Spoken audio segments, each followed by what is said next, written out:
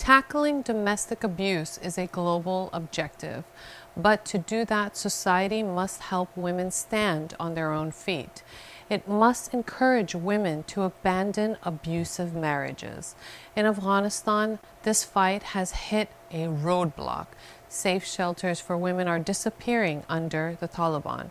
NGOs are running out of funds to support women. But all hope is not lost. A handful of shelters continue to operate.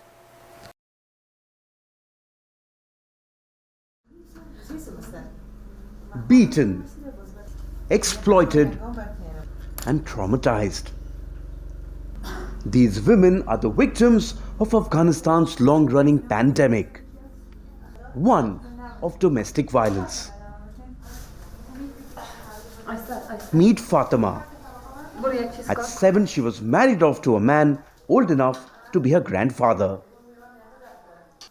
She endured rapes, beatings, and starvation until one day she couldn't take it anymore. Fatima tried to kill herself. I had dreams, but my dreams were shattered in my second marriage. I tried to commit suicide. I drank acid. I was hospitalized for 1.5 months. The doctors asked me to come back after a while for a surgery, but my mother-in-law did not let me go to the hospital. She did not let me buy my own medicines. Fatima is every Afghan woman. We mean this quite literally. According to the United Nations, 87% of Afghan women have endured some sort of abuse, either physical, sexual, or mental. Many of them summoned the courage to leave their abusive husbands. They came to shelters like this one, hopeful and spirited. Bit by bit, they began rebuilding their lives. They dreamt of jobs. They dreamt of independence. On August 15, 2021, those dreams were quashed. The Taliban was back in Kabul.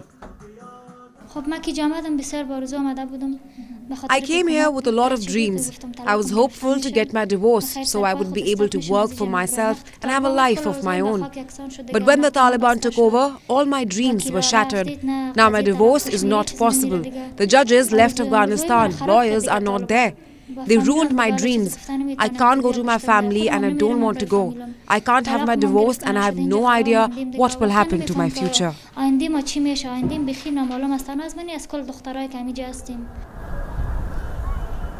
For a country of 38 million people, Afghanistan's support systems were always woeful. Before the Taliban's conquest, 24 shelters operated here. Most of them were funded by foreign agencies. Come August, that changed.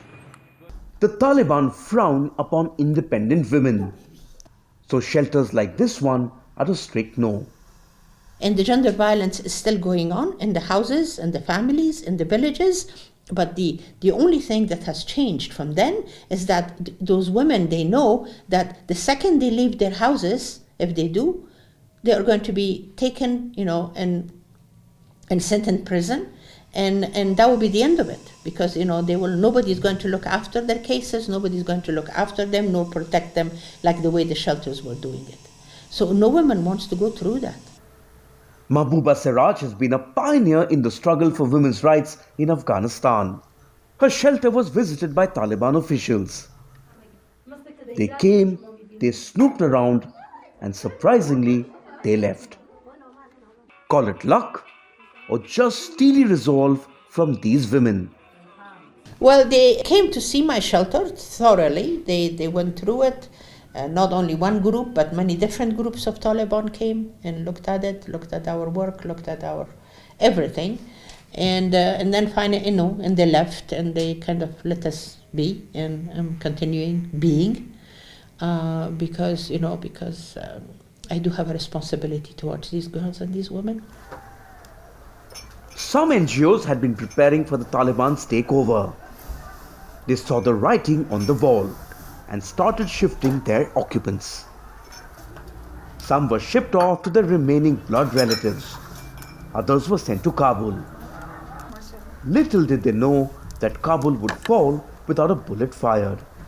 Taliban or not, it's the same story for these women.